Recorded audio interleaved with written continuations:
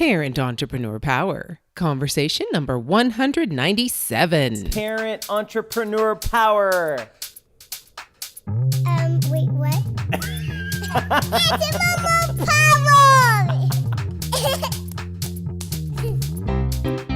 This is the podcast for parents juggling the tough choices required for success in business while putting family first. Hi, I'm Mary Catherine Johnson, and I share the ups and downs and dirty truths of profits and potty training while chatting with successful parent entrepreneurs from all walks of life. Are you powered up?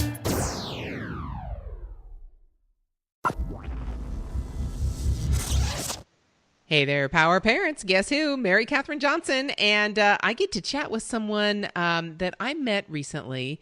And I can't wait to introduce you because productivity is my main gig right now. I couldn't survive each day without having my day be as productive as it possibly can. So I can't wait to introduce you to Amylee Udell. And she is the productive mama. Hey there, Amylee. How you doing? Hello, I am well. Thank you so much for having me. Oh, you betcha. I love well. I say that all the time too. I don't say good. I don't say, sometimes I say fantastic, but I was an English major, so so yes, yeah, thank you. I have to say well. It's a pet peeve, isn't it?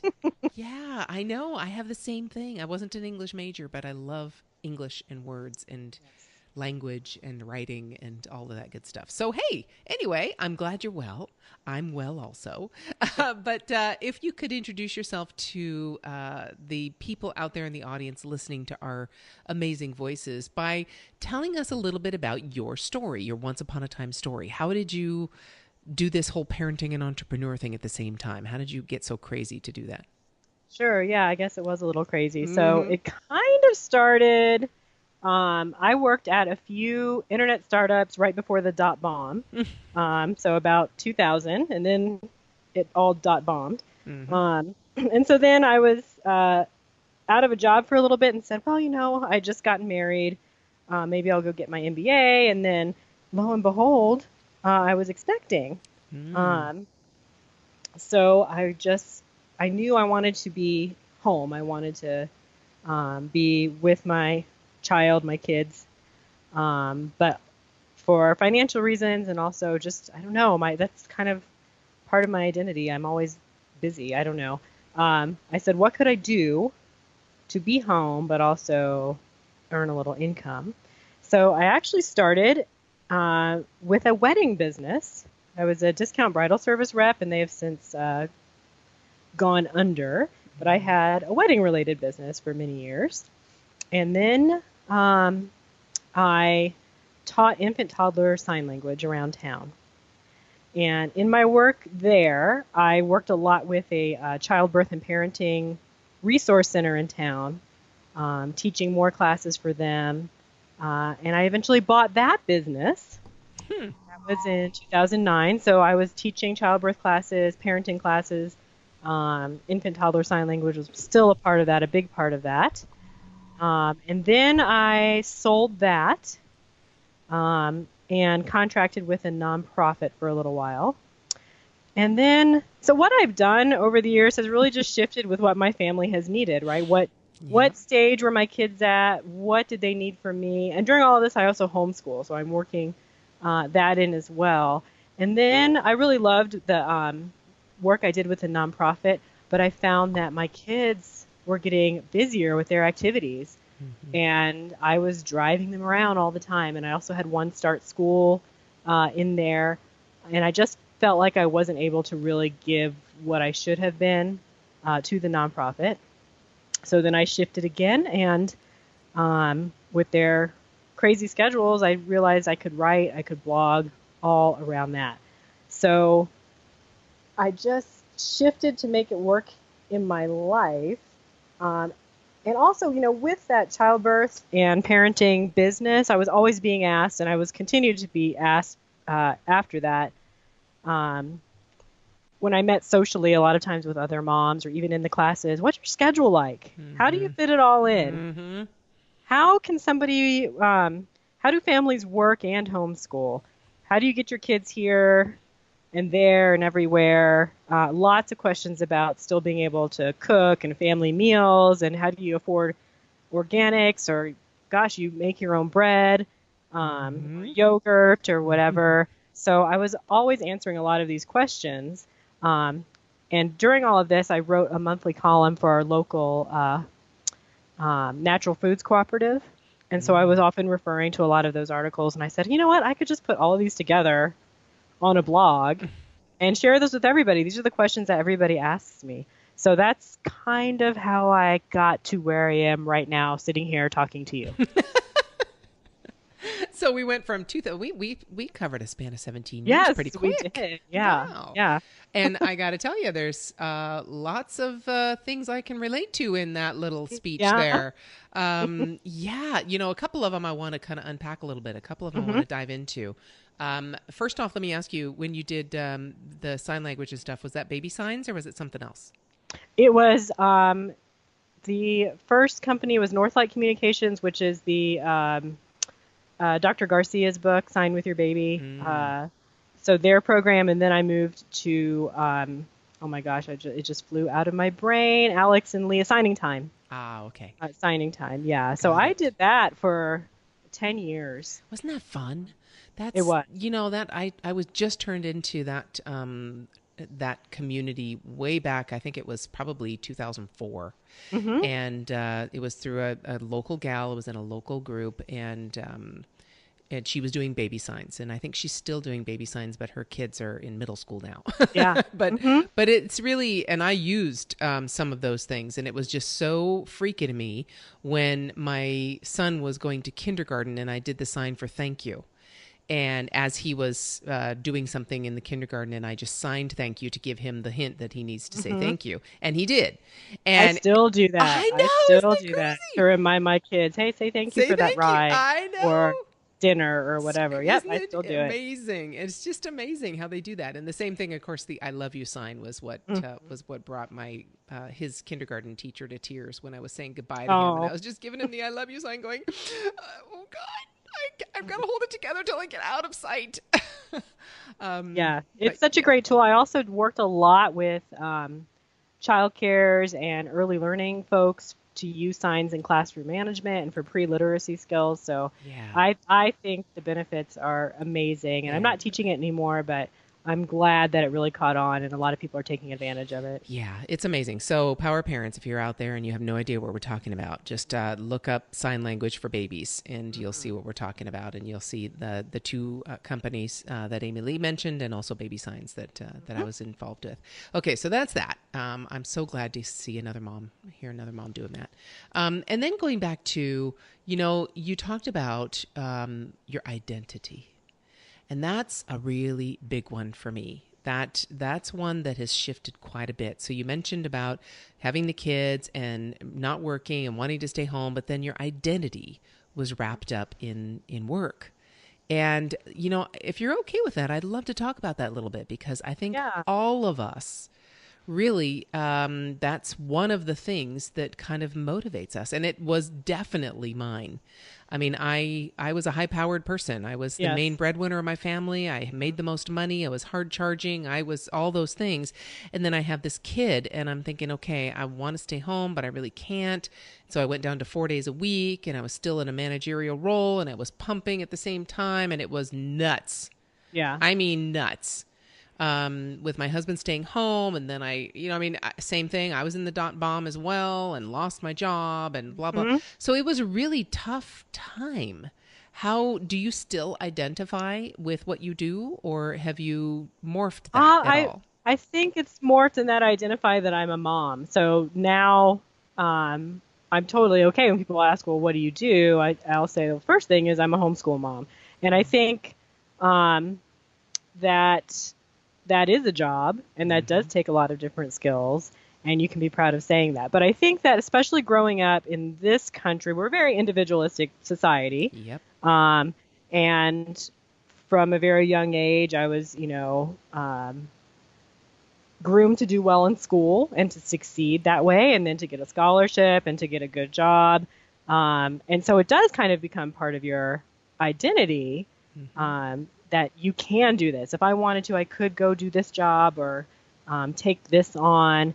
And so I think there's that transition for a lot of women when parenthood becomes part of the picture to sort of redefine that identity. And there's so much that goes into it, right? Some people really don't have the luxury of being able to do that. They need to, for whatever reason, they are in the job they're in and they need to stay there. And they're going to do the best they can in that job while being a parent. And then some of us are able to sort of redefine our role a little bit. Okay, what am I going to do now? And really, I went through the dot bomb, and that was kind of embarrassing to lose my job. Yeah, totally. And to be like, oh my gosh, how did that happen to me? And what am I going to do now?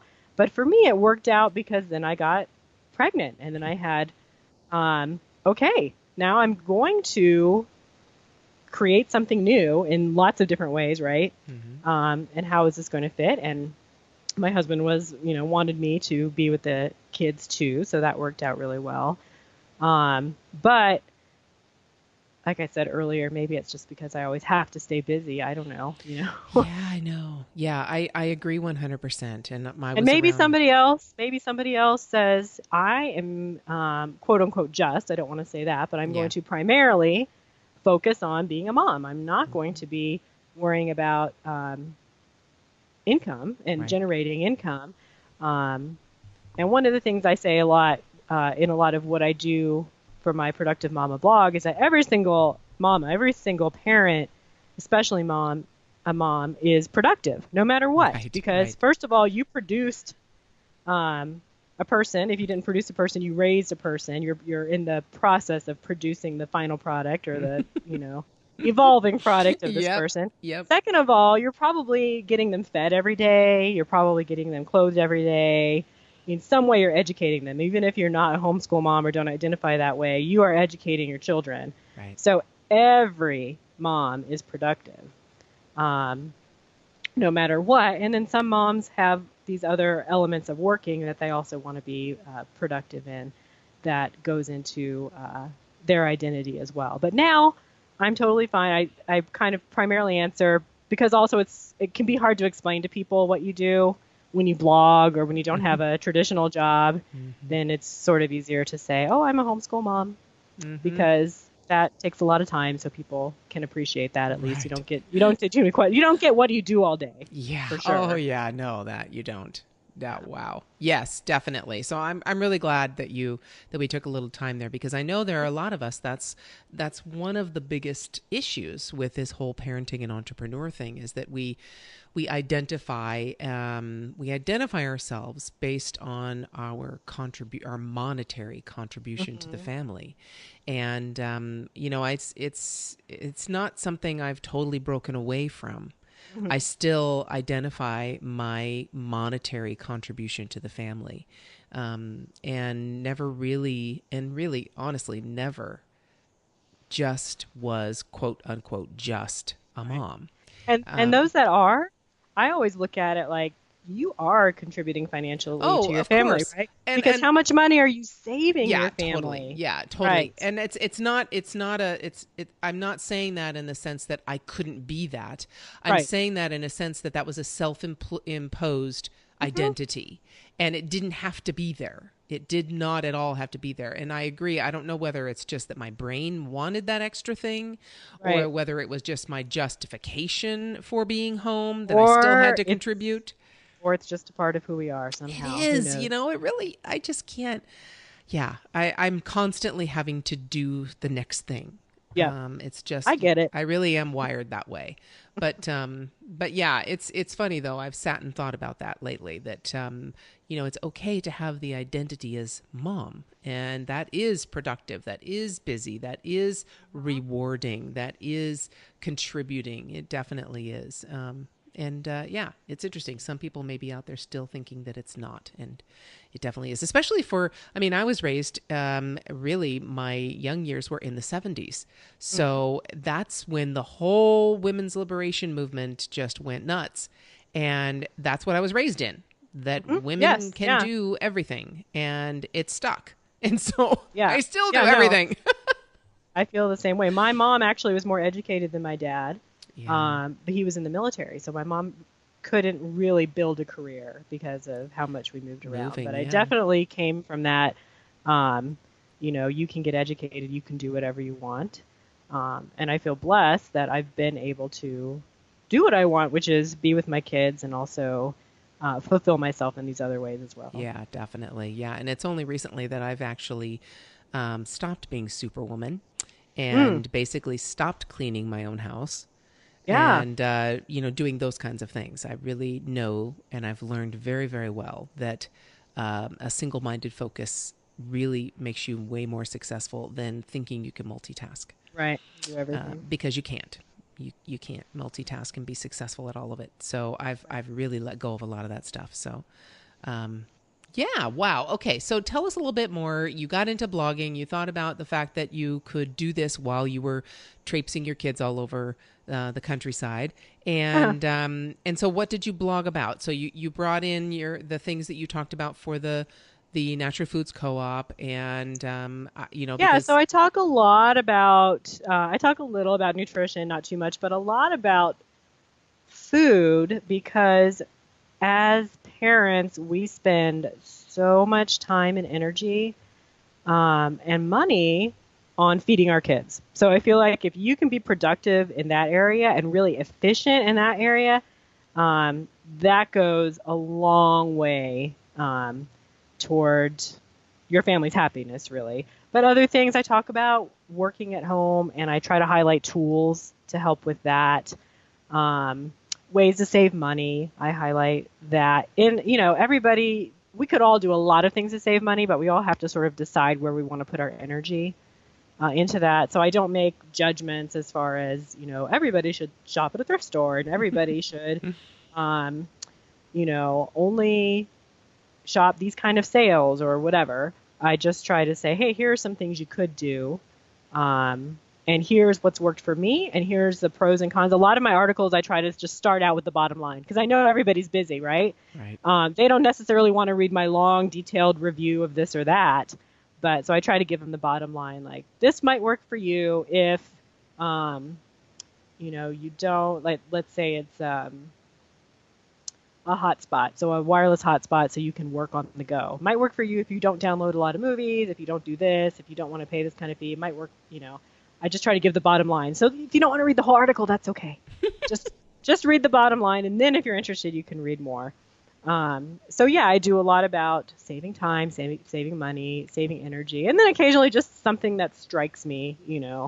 But I do talk a lot about food, like I said, because feeding your family takes up, for a lot of families, probably after your housing, it's your next biggest expense. Oh yeah. Right. It's your biggest expense, and it takes, if you're feeding your family like real food, it takes time to do that. So it's where you sink a lot of your time and a lot of your energy thinking about what you're going to feed your family. Right. There's a meme I love. It's something like the old-fashioned mother with her woe is me position, sort of, why do they want to eat every single day? Well, they do. And somehow you have to feed them. And even if you decided you're going to go to a restaurant every day, that's a lot of your financial resources. Yeah. Or you can decide I'm going to make every single thing and have the lowest grocery bill ever. Well, that's a lot of your mental and physical energy and time resources, right? So that's kind of what I try to do with Productive Mamas, just to give a lot of people a lot of ideas about just being more efficient, being more productive for both people that are working, people that aren't working, and do what I can to give ideas to help with that. Mostly from my own experience and what people have asked me over time. A little bit of parenting in there, for instance. I'm really big on getting your kids to help with cooking. Partly for parenting, partly so that I have an article that's about creating future good roommates, right? You don't want a roommate that doesn't know how to clean up after themselves, doesn't know how to cook anything, doesn't know how to put stuff away. And if you get your kids to do all of the chopping, maybe your kids are pretty small, they could probably still do a lot of chopping, even though you don't think they can. A lot of the pre-cooking stuff. the table setting, the stuff that you used to have to do all of it because your kids were really young. Well, now they can do that, and now you have an hour to pursue, whatever you're doing, to write that blog article, to craft that item that you're going to sell. So that's probably where a lot of my parenting advice goes, is get your kids involved, make them competent. They're not always going to like it, but if they can clean up and you don't have to, if they can clean up the mess they made especially, then you don't have to, and now you have a little more time to do what you want. Yep. So that's a little bit about productive mama there. Wow. And so what, and I'm sure you would agree that as our kids grow up and as we are helping them learn and doing all these things, then they adapt and can take on different chores or different parts of the routine of the household. And that kind of morphs. And just some of you who might not have teenagers yet, you might have a bit of a rebellion in there. Even though they know how to do it, they probably won't want to for a little while. How many of us do stuff at work we don't really want to do, right? Yeah, but unless you're going to have a fit in your household and actually say, I'm going to take away your computer if you don't do X, Y, and Z, you better be prepared to do that, because there will be times coming up in your life, if you haven't seen them already, where there will be some testing of really, well, how serious is she that I really have to do this? Or how serious is Dad that I really have to take the garbage out? How long can I just let it sit there? Yeah, but it does help when from a young age they're doing it. It helps a lot. Oh, yeah, it helps a lot, definitely. It might have some rebellion, but my kids are pretty motivated by food, too. So if it's related to food and worked around food, they're more likely to say, yeah, we want to eat. So we're going to help you out there. Definitely. Yeah, that's definitely the key. And I got to tell you, we eat organic here, and we eat as much grass-fed. I just had some grass-fed steaks last night that were just really, not really good, to be honest with you. Oh, no. No, they were not. They were mostly gristle, mostly fat, mostly. Oh, that stinks. Yeah. I'm sure you paid. Really chewy. Paid for them. Mm-hmm, definitely did. So, I definitely am looking for different tools and there's a local, rancher that I'm going to go to for my grass-fed beef. But yeah, so we eat all of that. We eat very high quality food and nothing processed. Same thing with making bread. If we have bread, because my husband is sensitive, but, people would look at me like I'm, some hippie mom, that I was, must have been living out in the middle of the country somewhere, growing my own wheat and stone grounding it and blah, blah, blah, just because I made bread. Yeah. But, so that is a big thing, because organic is much more expensive. And when you said that it's the second biggest expense next to maybe rent or a mortgage, it really is. Now, I've got to say, with the current, right now we're recording this in October of 2017. And I just got my notification of what my health insurance is going to do for January. And my health insurance just surpassed my food bill as my second highest expense in my household. So first comes my mortgage, then comes my health insurance, which is now $1,800 a month.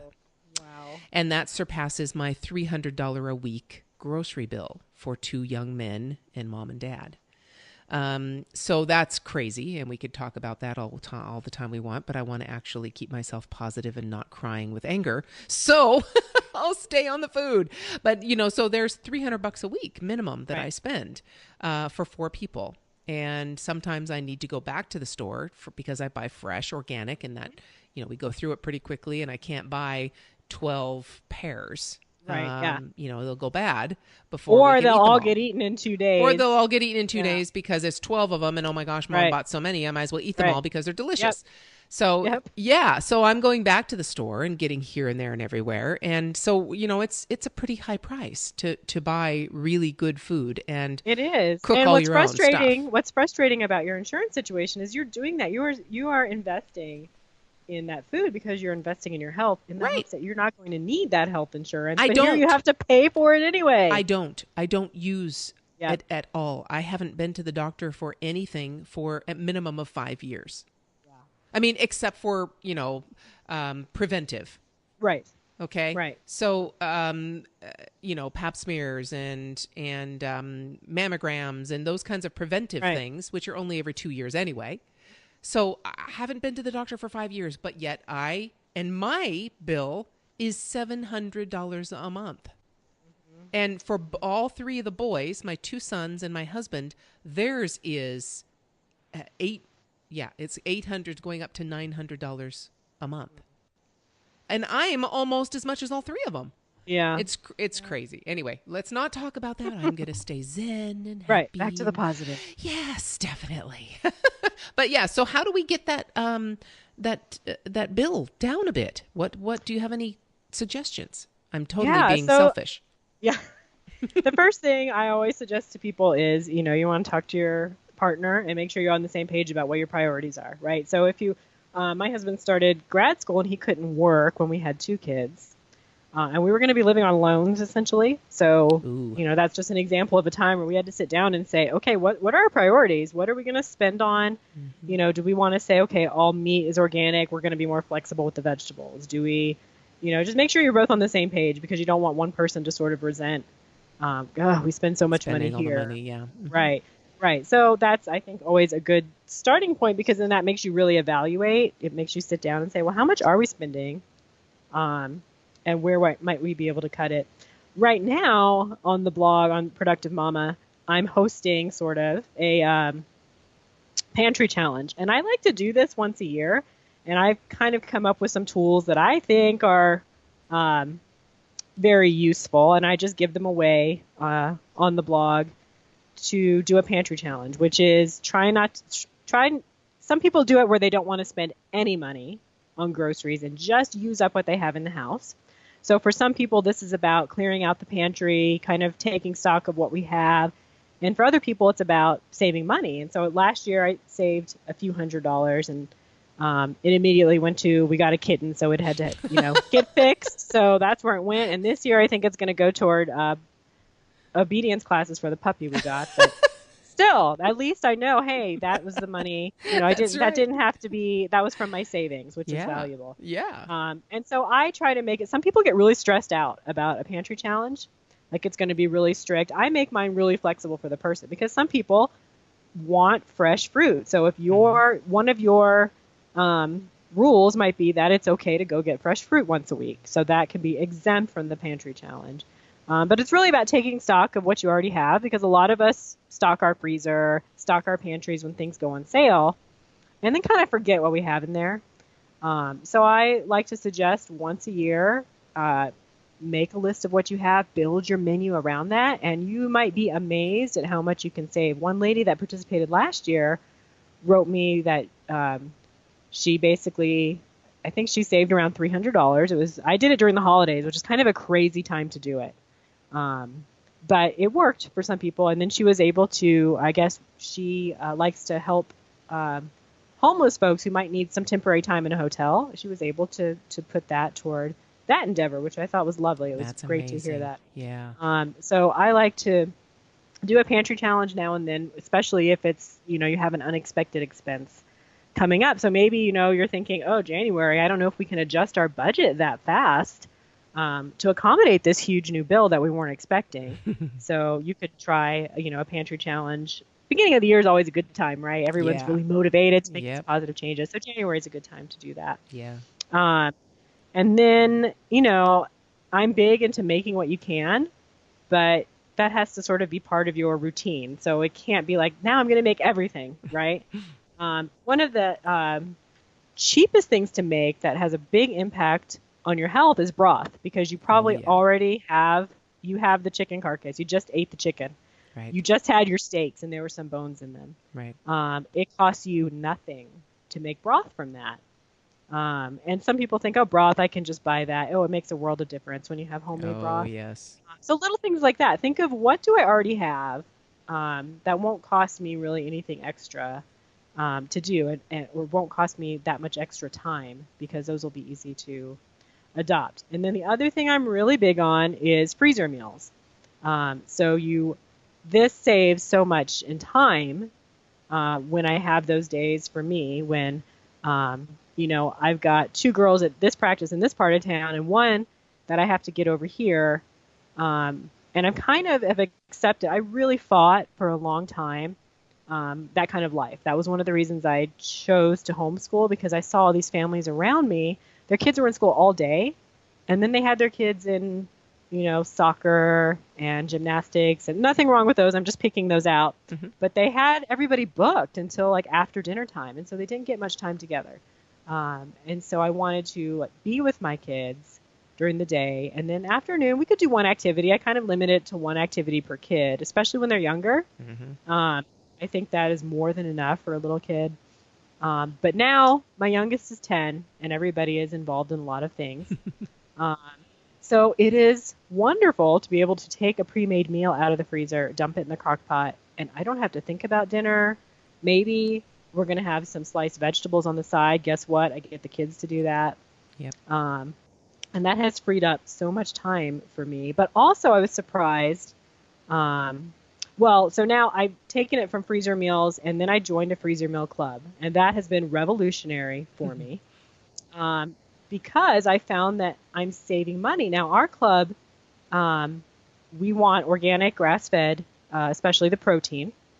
And then we set a limit onto what each meal should cost, and we try to really do the best ingredients we can to stay within that. So if you got most everything, but oops, I forgot the peppers, and you need to go get a pepper that's not organic, nobody's going to kick you out of the club. But I found that I'm even with those type of ingredients, and not, we're not doing $5 meals here, I admit. Our budget is about $12 per meal. I'm still saving money. So I looked at that and I analyzed why that was. And it's because I can go out and I'm going to make 6 meals for my club, say. Actually, I usually make 12. So I've got, 5 other people coming, perhaps. So I'm going to make 6 of one type and 6 of another. Well, I'm going out and I'm looking for what's on sale, and I'm buying it in bulk. And it's really saving me a lot of money. And what I found was that I call it the cost-effort variety ratio, sort of. Mm-hmm. If you make freezer meals at home, if you want any kind of variety, you have to go out and you have to buy several different kinds of meat, say. Right. Now, we're meat eaters, so now I know everybody is. Or you have to say chicken legs are on sale right now when I need to make these meals. So I'm going to buy a ton of chicken legs, and guess what we're having next month? All chicken legs. Right? And that's really no fun. People don't, you might like chicken legs, but after the 6th meal of chicken legs, you're going to be like, can I have some ground beef? Yeah, right. So because I have other people in my group working within the same parameters, this one went to her store and she got ground beef on sale. So I'm getting ground beef meals from her. And this person over here did beans and sausage.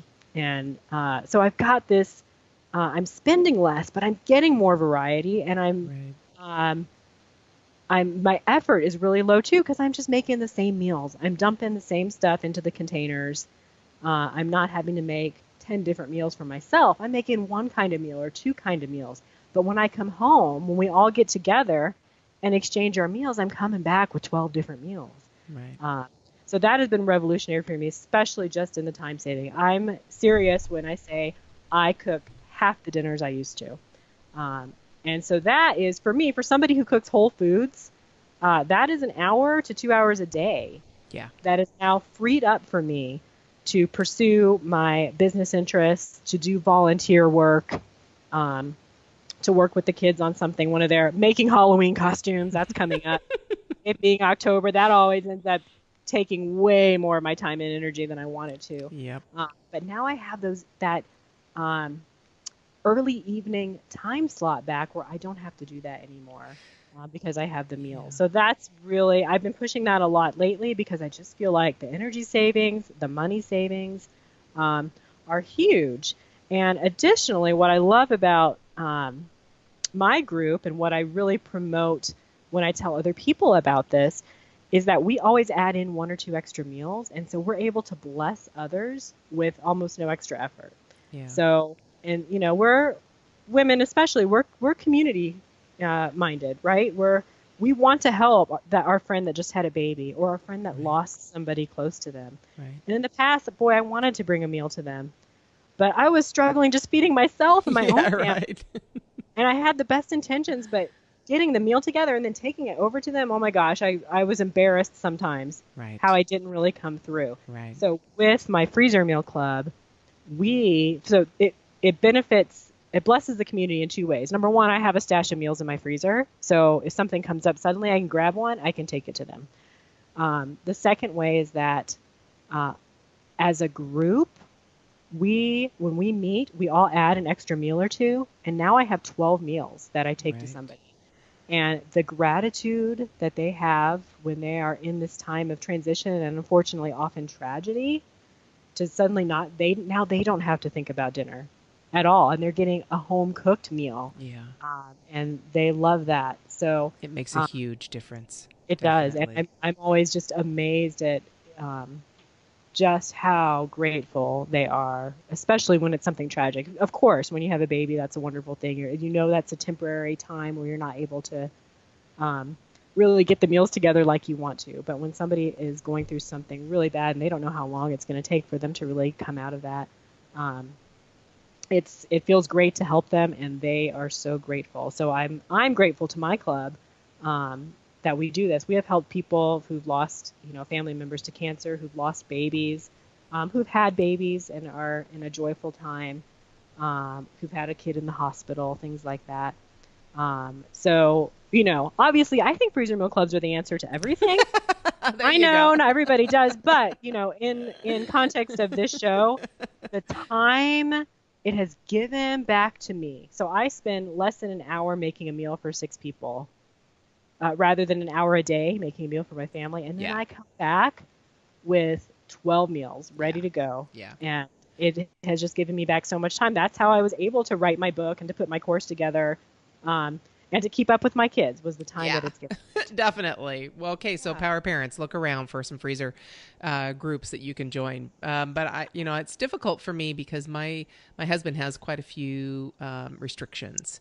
Yes, so And that's one of the big yeah, you objections have to I find it. know. But so you just have to find people who can accommodate that and have the So same let me tell things. you what I suggest. So I have, my book and my course. It's a Freezer Meal Club Success Guide course, and that comes up a lot. People that have sensitivities or allergies or restrictions. And so what I tell them is start your own club. Yeah. I know it sounds huge, and that's why I try to make it really easy for people, but you can go to others and say, hey, I want to do this, and here are the guidelines. And of course, they can say, no, we can't do that. Right. But they can also say, yeah, I could do that, and I could work within those guidelines, no problem.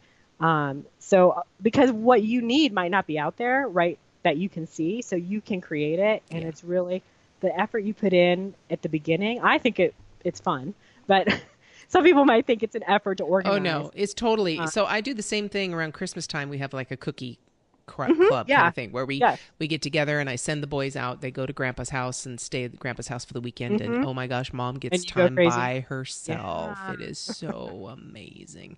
And I it's about community, right? It is. You're I joined in. bring all my friends. They all know that it's a weekend. We all get together. Whether they come and actually help bake or not doesn't matter. They just come. We eat. We talk. We drink wine in the evening. We make a night. I make a big pot of my chicken soup.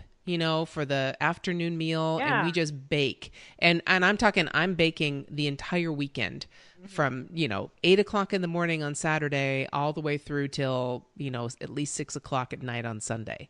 And anybody comes anytime. There's no set schedule. They don't have to come at a certain time, and they just jump in and either bring the ingredients for whatever they want to make and then share, or they help me make something and take some home. Yeah, it's like a baking open house. It is totally, Yeah. and it is so fun. Yeah. And I look forward to it really beyond belief. I look forward to it so much. Yeah. And that's a similar case where you yeah, said, here's what I same thing. want. Yep. Here's how I want to connect with people. Yep. And And you just put it out there, and sometimes I get very few people that show up. Maybe 3 people, and I'm alone most of the time. I'm listening to my jazz. I'm just hopping and going, and I know somebody's going to come by. Right. And sometimes there's 12 people all here at the same time, and they're all, doing all kinds of stuff.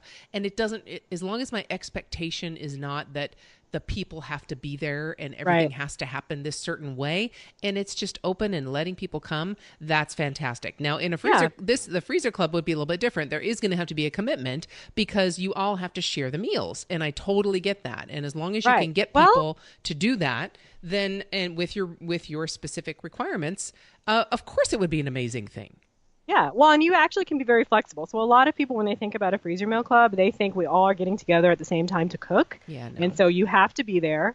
You have to bring your stuff, and then you're going to take these away. But that's not the only way to do it, and I outline that in the resources I have. But our group actually is kind of flexible. You don't have to participate each month, so we don't have an expectation that you're there all the time. And of course, there's a core group of us that is, and that's how it keeps going. But some people show up 1 month and then we don't see them for 5 months. Some people show up every time. So we do have some flexibility. And then, like what you're saying, then it's about sharing with each other. Then we're there. Our exchange actually takes very little time. But then, of course, we talk about food. We talk about the meals we made, and then we talk about anything else. And we just connect with each other as a community. Right. And so that's what's really lovely about it. It isn't super strict. If you're not there, no one's yelling at you. If you're not there, we're checking to say, hey, are you okay? Right. Anything we can do? Do you need the meals this month? Has anything happened? Right. And so it's really lovely. Yeah, that's fantastic. And I've got to say something. So this pantry challenge, you must be from the Midwest. You know, I'm not. My mom's from Hawaii. Well, my dad was from Chicago, but I grew up in the military. So okay, because my father-in-law is from North Dakota. My in-laws are from North Dakota, and they constantly have a full pantry. Because if something's on sale, like a can of corn, they buy 5 cans of corn. And so most of the time, my in-laws are going through their pantry and throwing away outdated stuff. Yes. Yeah, so and my mom's not from the Midwest. Do that. I don't do that. I know what's in my pantry. I use what's in my pantry each week. And I might have some extra kidney beans, a can of kidney beans, a can of black beans. I might have, some extra lentils or something like this. But I don't have a huge full pantry that stays in there and doesn't get used. I don't know where. So my mom, I grew up with a full pantry. My mom is actually Chinese from Hawaii. So I think this is just part of her frugality or something. Yeah. She did the same thing. If it's on sale, let's buy it because we know we'll use it. Yeah. And then the kids moved out. Yeah. And then they she just didn't kept really doing stop it. that. Yeah. So they kept doing it. So after my father passed away, my mom actually said, come here and let's go through my pantry because, you have your family and you guys will eat this stuff. I cannot go through this on my own. Yeah. So that's what we did. Yeah. And that's what my father-in-law does too. When my mother-in-law passed, we would have to go through that. Sometimes I wonder if it's a depression leftover where you feel, I personally feel secure when I know that if something happened and I couldn't go to the store and the world shut down for a few days, I will be fine.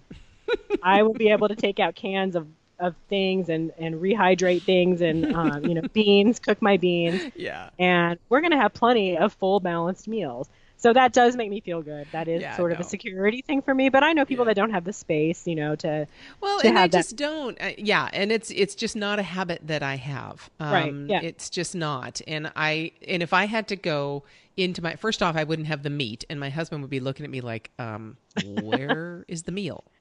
Okay. Yeah. So that would happen quickly. So and if I just tried to throw together a vegetarian meal with beans and rice and vegetables and all those kinds of things, he would still be looking at me like, well, where's the meal? Where's the rest of it? Yeah, this is just the appetizer.